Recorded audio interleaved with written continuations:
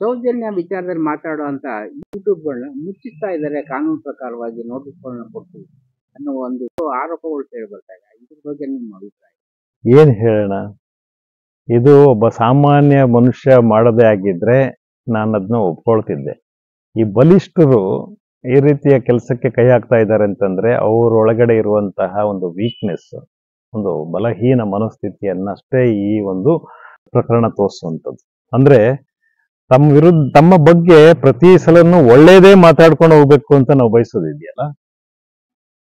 ಕೆಲವರು ಬಯಸ್ತಾರೆ, ಮಾತಾಡೋದಾದ್ರೆ ನಮ್ಮ ಬಗ್ಗೆ ಒಳ್ಳೇದೇ ಮಾತಾಡ್ಬೇಕು, ನಮ್ಮ ಬಗ್ಗೆ ಕೆಟ್ಟದ್ದು ಯಾರು ಮಾತಾಡಬಾರ್ದು. ಕೆಟ್ಟದ್ದು ಮಾತಾಡಿದ್ರೆ ನನ್ನ ಬದುಕು ಹಾಳಾಗೋಗಿದೆ ಅಂತ ಅರ್ಥ ಅಂತ ತಿಳ್ಕೊಳ್ಳೋದು. ಈಗ ನಾವು ಸ್ಥಿತಪ್ರಜ್ಞರಾಗಿ ಇರ್ಬೇಕಾಗ್ತದೆ. ನಾನೊಬ್ಬ ಮಾಮೂಲಿ ಮನುಷ್ಯನಾಗಿ, ಬಹಳ ತಳಮಟ್ಟದ ಒಬ್ಬ ಹೋರಾಟಗಾರನಾಗಿ, ಸಮಾಜ ಸೇವಕನಾಗಿ ನಾನು ಅರ್ಥ ಮಾಡ್ಕೊಂಡಿರೋದು ಮತ್ತೆ ನಾನು ಅಳವಡಿಸ್ಕೊಂಡಿರೋದೇನು ಅಂತಂದ್ರೆ, ಈಗ ನೀವೇ ಇವತ್ತು ನನ್ನ ಬಗ್ಗೆ ಒಳ್ಳೇದು ಮಾತಾಡ್ಬೋದು ನಿಮ್ಮ ಯೂಟ್ಯೂಬ್ ಮೂಲಕ. ನನ್ನ ಬಗ್ಗೆ ನೀವು ಮಾತಾಡ್ಲೇಬಾರ್ದು ಅಂತ ನಾನು ತಿಳ್ಕೊಳ್ಳೋದಿದೆಯಲ್ಲ, ಅದು ನನ್ನ ಅವಿವೇಕ ಮತ್ತೆ ನನ್ನ ಬಲಹೀನತೆ ಅಂತಾನೆ ನಾನು ತಿಳ್ಕೊಳ್ಳೋದು. ಅದರಲ್ಲಿ ತುಂಬಾ ಮೇರು ವ್ಯಕ್ತಿತ್ವಗಳಿಗೆ ಇಡೀ ಪ್ರಪಂಚವನ್ನ ಎದುರಾಕೊಂಡು ಬದುಕುವಂತ ಶಕ್ತಿ ಇರಬೇಕು. ಅಂದ್ರೆ ಈ ನೀತಿ, ನಿಯಮ, ಮೌಲ್ಯ ಎಲ್ಲದಕ್ಕೂ ಹೆದರುವಂತ ವ್ಯಕ್ತಿ ಸ್ಥಿತಪ್ರಜ್ಞನಾಗಿರ್ಬೇಕಾಗ್ತದೆ. ಅಂದ್ರೆ ಯೂಟ್ಯೂಬರ್ಗಳು ಮನ್ಸಿಗೆ ಬಂದಿದ್ದೆಲ್ಲ ಹೇಳ್ಬೋದು. ಹಾಗಲ್ಲ, ಅದು ಯೂಟ್ಯೂಬರ್ಗಳಿಗೂ ಅನ್ವಯಿಸ್ತದೆ. ಮನ್ಸಿಗೆ ಬಂದಿದ್ನೆಲ್ಲ ಹೇಳಲಿಕ್ಕಲ್ಲ, ಸತ್ಯವನ್ನಷ್ಟೇ ಹೇಳಲಿಕ್ಕೆ ಯೂಟ್ಯೂಬರ್ಸ್ ಇರ್ಬೇಕು, ಸತ್ಯ ಹೇಳಲಿಕ್ಕೆ ಮಾಧ್ಯಮಗಳಿರ್ಬೇಕು. ಇಲ್ಲಿ ಅವ್ರು ಸರಿ ಇವ್ರು ತಪ್ಪು ಅಂತಲ್ಲ ನಾನು ಹೇಳ್ತಿರೋದು. ನಮ್ಮ ಕೆಲಸವನ್ನ ನಾವು ಅನುಶಾಸನಬದ್ಧವಾಗಿ, ಸಂವಿಧಾನಾತ್ಮಕವಾಗಿ, ನ್ಯಾಯಯುತವಾಗಿ, ಧಾರ್ಮಿಕವಾಗಿ, ಮೌಲ್ಯಿಕವಾಗಿ, ನೈತಿಕವಾಗಿ ಮಾಡ್ಕೊಂಡು ಹೋಗ್ಬೇಕಾಗತ್ತೆ, ನಮ್ಮ ಅಂತಃಸಾಕ್ಷಿ ಬದ್ಧವಾಗಿ. ಈಗ ಅವರು ಸೌಜನ್ಯ ಪರ ನ್ಯೂಸ್ ಮಾಡುವಂತ ವಿಚಾರದಲ್ಲಿ ಯೂಟ್ಯೂಬರ್ಗಳ ವಿರುದ್ಧ ಕಾನೂನುಬದ್ಧವಾಗಿರೇ ತಾನೇ ನೋಟಿಸ್ಗಳನ್ನ ಕೊಟ್ಟಿರೋದವರು. ಕಾನೂನುಬದ್ಧವಾಗಿ ನೋಟಿಸ್ ಕೊಟ್ಟ ತಕ್ಷಣ ನಾವು ಯೂಟ್ಯೂಬ್ ಮುಟ್ಟೋಂಗಿಲ್ಲ ಅಂತೇನಿಲ್ಲ. ಸತ್ಯವನ್ನ ಹೇಳಲಿಕ್ಕೆ ಯಾವ ಕಾನೂನು ಅಡ್ಡಿ ಬರಲ್ಲ. ಸತ್ಯವನ್ನ ಬಿಟ್ಟು ಮತ್ತೊಂದು ಮಾತಾಡಬಾರ್ದು ಅಂತ ಹೇಳೋದಷ್ಟೇನೆ ಮಾನ್ಯ ನ್ಯಾಯಾಲಯಗಳ ಆಗ್ರಹ. ಇಲ್ಲಿ ನೀವು ಮಾತಾಡೋದಿದ್ರೆ ಏನೇನೋ ಮಾತಾಡಬಾರ್ದು ಅಷ್ಟೇ. ನೀವು ಸೌಜನ್ಯಗಳ ವಿಚಾರ ಮಾತಾಡಲೇಬಾರ್ದು ಅಂತ ಯಾವ ನ್ಯಾಯಾಲಯ ಹೇಳುತ್ತೆ? ಯಾವ ನ್ಯಾಯಾಧೀಶರು ಆರ್ಡರ್ ಮಾಡ್ತಾರೆ? ಯಾಕೆ ಅವ್ರಿಗೆ ಕಾನೂನು ಗೊತ್ತಿಲ್ವಾ? ಸಂವಿಧಾನ ಗೊತ್ತಿಲ್ವಾ? ನಮ್ಮ ರೈಟ್ಸ್ ಬಗ್ಗೆ ಗೊತ್ತಿಲ್ವಾ? ರೈಟ್ ಇನ್ಫಾರ್ಮೇಶನ್ ಬಗ್ಗೆ ಅವ್ರು ತಿಳಿಯಿಲ್ಲ ಅಂತನ? ಅಥವಾ ಮಾಧ್ಯಮಗಳ ಒಂದು ಹಕ್ಕಿನ ಬಗ್ಗೆ ಅವ್ರಿಗೆ ಅರಿವಿಲ್ಲ ಅಂತನ? ಎಲ್ಲವೂ ಅವ್ರಿಗೆ ಅರಿವಿರುತ್ತೆ. ಅವ್ರು ಕೊಡೋದು ಇಂಜೆಕ್ಷನ್ ಆಗ್ಲಿ ಮತ್ತೊಂದಾಗ್ಲಿ, ಸುಳ್ಳು ಚಟುವಟಿಕೆಗಳನ್ನ ಹರಡಬೇಡಿ. ಒಬ್ಬ ವ್ಯಕ್ತಿಯ ಮಾನ ಮರ್ಯಾದೆಯನ್ನ ಸುಮ್ಮನೆ ಹರಾಜಾಕ್ಬೇಡಿ ಅಂತ ಹೇಳುವಂಥದ್ದು ಅಷ್ಟೇನೆ ಕಾನೂನಿನ ಆಶಯ. ಆದ್ರೆ ನೀವು ಮರ್ಡರ್ ಮಾಡಿರ್ತೀಯ ಅಥವಾ ಯಾರಿಗೋ ಸಾಲ ಕೊಟ್ಟು 24% 30% ಬಡ್ಡಿನ ಕಲೆಕ್ಟ್ ಮಾಡ್ತಿದ್ದೀಯ, ಅದನ್ನ ಹೇಳಲಿಕ್ಕೆ ನನ್ಗೇನ್ ತೊಂದರೆ ಇದೆ? ದಾಖಲೆಗಳಿದ್ದಾಗ ಕೋರ್ಟ್ ಕೇಳೋದು ದಾಖಲೆ, ಬೇರೆ ಏನು ಕೇಳಲ್ಲ. ನೈತಿಕತೆಯನ್ನು ಕೇಳಲ್ಲ, ಮೌಲ್ಯಗಳನ್ನ ಪ್ರದರ್ಶನ ಮಾಡೋದನ್ನು ಕೇಳಲ್ಲ. ದಾಖಲೆ ಕೊಡು ಸ್ವಾಮಿ, ದಾಖಲೆಗಳು ಹೇಳ್ತಾ ಇದ್ದಾವೆ, ನಾನು ಹೇಳ್ತಾ ಇಲ್ಲ ಅಂತ ಹೇಳಲಿಕ್ಕೆ ಯಾವ ಯೂಟ್ಯೂಬರ್ಗೂ ಕೂಡ ಪ್ರಾಬ್ಲಮ್ ಇಲ್ಲ. ನಾನು ಎಲ್ಲ ಯೂಟ್ಯೂಬರ್ಸ್ಗೂ ಹೇಳೋದೇನು ಅಂತಂದ್ರೆ, ನಾವು ಸತ್ಯಸಂಧರಾಗಿ, ಸತ್ಯಕ್ಕೆ ಬದ್ಧವಾಗಿ ವಿಚಾರಗಳನ್ನು ಮಾಡಬೇಕು. ಮಾಡದಿದ್ರೂ ನಡೀತದೆ. ನಮಗೆ ತುಂಬಾ ಲೈಕ್ಸ್ ಬರಬೇಕು ಅಂತ ಹೇಳೋ ಕಾರಣಕ್ಕೆ ಯೂಟ್ಯೂಬ್ ಮಾಡುವಂಥದ್ದಲ್ಲ. ಜನರನ್ನ ಜಾಗೃತಿಗೊಳಿಸ್ಲಿಕ್ಕೆ, ಜಾಗೃತರನ್ನಾಗಿ ಮಾಡಲಿಕ್ಕೆ, ಸತ್ಯವನ್ನ ಎತ್ತಿ ಹಿಡಿಯಲಿಕ್ಕೆ, ಮತ್ತೆ ಇರುವಂತಹ ಸತ್ಯಪರ ಅಂಗಗಳೇನಿದೆ, ಅಂಗಸಂಸ್ಥೆಗಳಿಂದ ಅವರಿಗೆ ಸಪೋರ್ಟಿವ್ ಆಗಿರ್ಲಿಕ್ಕೆ ನಾವು ಈ ಕೆಲಸಗಳನ್ನ ಮಾಡಬೇಕು. ಮಾಧ್ಯಮದವರು, ಮಾಧ್ಯಮ ನಮ್ಮ ಪ್ರಜಾತಂತ್ರದ 4ನೇ ಭಾಗ, ಅಂಗ ಅಂತ ನಾವೇ ಅದೆಲ್ಲೂ ಬರ್ಕೊಂಡಿಲ್ಲ, ಘೋಷಿಸ್ಕೊಂಡಿರುವಂಥದ್ದು ನಾವೇ. ಇದು 4th ಪಿಲ್ಲರ್ ಆಫ್ ಡೆಮಾಕ್ರಸಿ. ಅಂದ್ರೆ ಅದಕ್ಕೊಂದು ಸ್ಥಾನಮಾನ ಇದೆ, ಅದನ್ನು ನಾವು ಕಳಿಬಾರ್ದು ಅಷ್ಟೇ.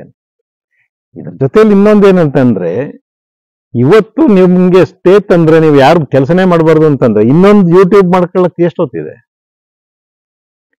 ಇವತ್ತು ಆಗ್ಬೇಕಾಗಿದ್ದು ಅದೇನೆ. ಇವತ್ತು ಒಳ್ಳೇದಾಯ್ತು ಅನ್ಕೊಂಡು ಎಲ್ರೂ ಕೂಡ ಒಂದೊಂದು ಯೂಟ್ಯೂಬ್ ಮಾಡ್ಬೋದು. ಸತ್ಯ ಗೊತ್ತಿದ್ದವರೆಲ್ಲರೂ ಕೂಡ ಮಾತಾಡ್ಬೇಕು. ಯಾಕಂದ್ರೆ ನಮಗಿರುವಂತಹ ಒಂದೇ ಒಂದು ಮಾರ್ಗ ಇವತ್ತು ತಂತ್ರಜ್ಞಾನವನ್ನ ಬಳಸ್ಕೊಂಡು ಎಲ್ಲರ ಹತ್ರನು ಎಲ್ಲರ ಕಡೆಗೂ ಸತ್ಯವನ್ನ ಹರಡುವಂತ ಕೆಲಸವನ್ನ ಮಾಡಬೇಕು. ಈಗ ಕೋರ್ಟಿಂದ ಆದೇಶ ತಂದ ತಕ್ಷಣ ಇವರೆಲ್ಲ ಮುಚ್ಕೊಂಡ್ಬಿಡ್ತಾರೆ ಅಂತ ಹೇಳೋ ಭ್ರಮೆ ಯಾರಿಗಾದ್ರೂ ಇರುತ್ತಾ? ಬಿಟ್ಬಿಡ್ಬೇಕದು. ತಮ್ಮ ಬಲಹೀನತೆಯನ್ನಷ್ಟೇ ಪ್ರದರ್ಶನ ಮಾಡ್ದಂಗೆ ಆಯ್ತಿದು. ಒಬ್ಬ ಯೂಟ್ಯೂಬರ್ಗಳಿಗೆ ಎದುರ್ಕೊಂಡಿದ್ದೀನಿ ಅಂತ ಹೇಳೋದಂತಲ್ಲ. ಎಲ್ಲಾ ಕಡೆ ಪ್ರೊಟೆಕ್ಷನ್ ಹಾಕೊಂಡ ತಕ್ಷಣ ಪ್ರೊಟೆಕ್ಟ್ ಆಗ್ತಾರ? ಆಗಲ್ಲ, ಪ್ರೊಟೆಕ್ಷನ್ ಸಿಗಲ್ಲ.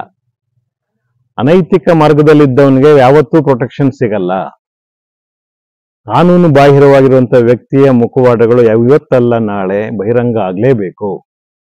ಸತ್ಯ ಇದು. ಹಾಗಾಗಿ ನಿಮ್ಮ ಯೂಟ್ಯೂಬ್ ಅನ್ನ ನಾನು ಮುಚ್ಚಿಸೋದೇ ಆಗತ್ತೆ. ಇನ್ನೊಬ್ರು ಮುಚ್ಚಿಸಿದ್ರೆ ಅದು ಇನ್ನೊಂದು ಗಳಿಗೆಯಲ್ಲಿ ಬೇರೆ ಅವತಾರದಲ್ಲಿ ಬರುತ್ತೆ. ಈಗ ಅವತಾರಗಳನ್ನೇ ಎತ್ತುತ್ತಾ ಇದ್ದಾರೆ ಕೆಲವರು, ಹೊಸ ಹೊಸ ಅವತಾರಗಳು. ನನಗಂತೂ ಇಷ್ಟ ಆಯ್ತು. ಇದು ಜಾಗೃತಿಗೊಳಿಸುವಂತಹ ರೀತಿ.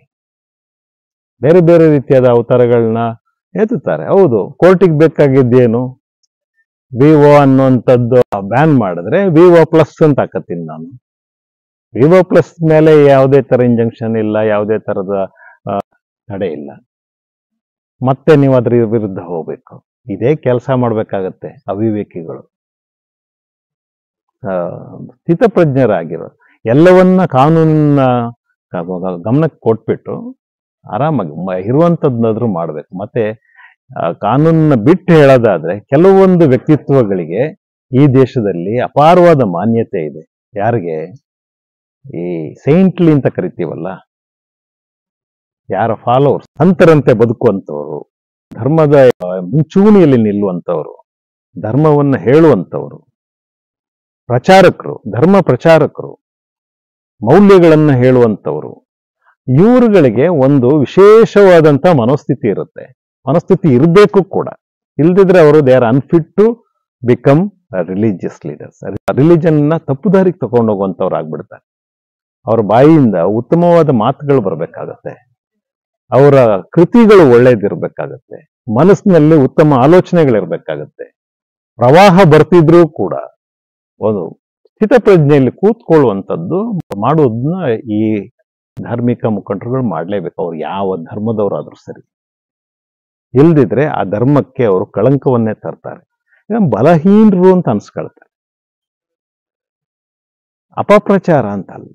ಯಾರೂ ಕೂಡ ನೋಡಿ, ಹಿನ್ನೆಲೆ ತೆಗೆದು ನೋಡಿ, ಯಾವುದೇ ಧರ್ಮದಲ್ಲಿ ಯಾರು ಕೂಡ ಶ್ರೀಕೃಷ್ಣನ ಆದಿಯಾಗಿ, ಯೇಸುವಿನ ಆದಿಯಾಗಿ ಎಲ್ಲರೂ ಕೂಡ ಅಪಪ್ರಚಾರಗಳು ಬಂದಾಗ ಯಾರು ಜಗ್ಲಿಲ್ಲ.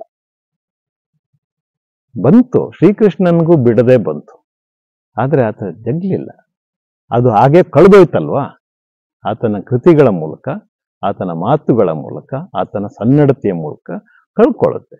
ನೀವು ಮಾಡೋದ್ನೆಲ್ಲ ನಾಚಾರಗಳು ಮಾಡ್ಕೊಳ್ತಾ ಇದ್ಕೊಂಡು ಯಾವುದೋ ಒಂದು ಕಾನೂನನ್ನ ಬಳಸಿ ಒಂದು ಸ್ಟೇ ತಂದೇಟಿಗೆ ಒಳ್ಳೆ ಹೆಸರು ಬಂದ್ಬಿಡುತ್ತೆ ಅಂತಲ್ಲ. ಜನರು ಮತ್ತೆ ವ್ಯಗ್ರರಾಗ್ತಾರೆ, ಮತ್ತಷ್ಟು ರೊಚ್ಚಿಗೆ ಹೇಳ್ತಾರೆ. ಒಂದು ಆಂದೋಲನ ಸೃಷ್ಟಿ ಆಗುತ್ತೆ. ಒಂದು ಸ್ಟೇ ಮತ್ತೊಂದು ಆಂದೋಲನಕ್ಕೆ ದಾರಿ ಮಾಡಿಕೊಡುತ್ತೆ. ಅದನ್ನ ಯಾವುದೇ ಕಾನೂನು ತಪ್ಪಿಸ್ಲಿಕ್ಕೆ ಆಗೋದಿಲ್ಲ. This is with the best interest of the constitution, in the best interest of uplifting truth, holding the truth ಅನ್ನುವಂಥದ್ದು ನಮ್ಮ ಕೆಲಸ. ಇಲ್ಲದೆ ಸಲ್ದ ಇರುವಂತಹ ಕೆಲಸ ವಿಚಾರಗಳನ್ನ ಹರಡ್ಲಿಕ್ಕೆ ನಾವಿಲ್ಲ, ಯೂಟ್ಯೂಬರ್ಸ್ ಕೂಡ ಇಲ್ಲ, ಇರಬಾರ್ದು ಕೂಡ. ಹಾಗಿದ್ದಾಗ ಕೆಲವ್ರನ್ನ ಆರೋಪಿಗಳನ್ನ ನಾನು ನೋಡಿದೆ. ಅವರು ಮಾಡಿದ್ದು ಅವ್ರಿಗೆ ಗೊತ್ತಿರುತ್ತೆ. ಇಡೀ ಪ್ರಪಂಚಕ್ಕಿಂತ ಹೆಚ್ಚಾಗಿ ಆತನಿಗೆ ಗೊತ್ತಿರುತ್ತೆ ತನ್ನ ಪಾಲಿಷ್ಟಿದೆ, ತನ್ನ ಮನೆಯವರ ಪಾಲಿಷ್ಟಿದೆ ಅಂತ ಹೇಳುವಂಥದ್ದು ಗೊತ್ತಿರುತ್ತೆ. ತಾನು ನಿಜವಾಗ್ಲೂ ಮಾಡಿದ್ದೇನೆ ಅಂತ ಅನ್ಸುತ್ತೆ, ಅನ್ಕೊಂಡಿರ್ತಾನೆ. ಹಾಗಾಗಿ ನಮ್ಮ ಕಾರ್ಯಕ್ರಮಗಳು ನ್ಯಾಯಬದ್ಧವಾಗಿ ನಡೀತಿದ್ದಾಗ ಅದಕ್ಕೆ ವಿರುದ್ಧವಾಗಿ ಕೆಲವರು ನಿಂತ್ಕೊಂಡಿದ್ದೇ ಇಲ್ಲ. ಅದನ್ನು ನಾನು ಗಮನಿಸಿದ್ದೇನೆ. ನನಗೆ ಅವರನ್ನು ಓಲೈಸುವಂಥದ್ದಲ್ಲ. ಆದರೆ ನಾವು ಯಾವತ್ತೂ ಕೂಡ ಅಪರಾಧದ ವಿರುದ್ಧ ಇರುತ್ತೇವೆ ಹೊರತು ಅಪರಾಧಿಯ ವಿರುದ್ಧ ಅಂತಲ್ಲ. ಅಪರಾಧಗಳ ವಿರುದ್ಧ. ಅಪರಾಧಕ್ಕೆ ನಾವು ಶಿಕ್ಷೆಯನ್ನು ಕೊಡಿಸೋದ್ರ ಮೂಲಕ, ಒಂದು ಪನಿಟಿವ್ ಆಕ್ಷನ್ಸ್ ಮೂಲಕ ಆತನನ್ನು ಬದಲಾಯಿಸಲಿಕ್ಕೆ ಸಾಧ್ಯ ಅಂತ ನಂಬ್ಕೊಂಡಿರುವಂಥದ್ದು. ಬೇರೆ ಯಾವುದೇ ಮಾರ್ಗ ಅಲ್ಲ. ಆತನ ಹೀನಾಯ ಮಾನವಾಗಿ ಬೈಯೋದ್ರಲ್ಲಿ ಏನಿಲ್ಲ, ಅದನ್ನ ಬಟ್ಟೆ ಬಿಚ್ಚೋದ್ರಲ್ಲಿ, ಹೊಡೆಯೋದ್ರಲ್ಲಿ ಅಲ್ಲ. ಸಂವಿಧಾನಾತ್ಮಕವಾಗಿ ಆತನಿಗೆ ಶಿಕ್ಷೆಯನ್ನು ಕೊಡಿಸೋದು ಅಷ್ಟೇ ನನ್ನ ಕೆಲಸ ಆಗಬೇಕು ಅಂತ ನಾವು ಯೋಚನೆ ಮಾಡ್ತೀವಿ. ಯೂಟ್ಯೂಬರ್ಸು ಕೂಡ ಇವತ್ತು ಮಾತನಾಡಬೇಕಾದ್ರೆ ಸಂವಿಧಾನಾತ್ಮಕವಾಗಿ ಮಾತನಾಡುವಂಥದ್ದು, ಸಂವಿಧಾನಾತ್ಮಕವಾಗಿ ಟೀಕಿಸುವಂಥದ್ದು, ಸತ್ಯಗಳನ್ನ ಇಡುವಂಥದ್ದು, ದಾಖಲೆಗಳನ್ನ ಇಟ್ಟು ಮಾತನಾಡುವಂಥದ್ದು ಮಾಡಿದ್ರೆ ಯಾರೂ ಭಯ ಪಡಬೇಕಾಗಿಲ್ಲ.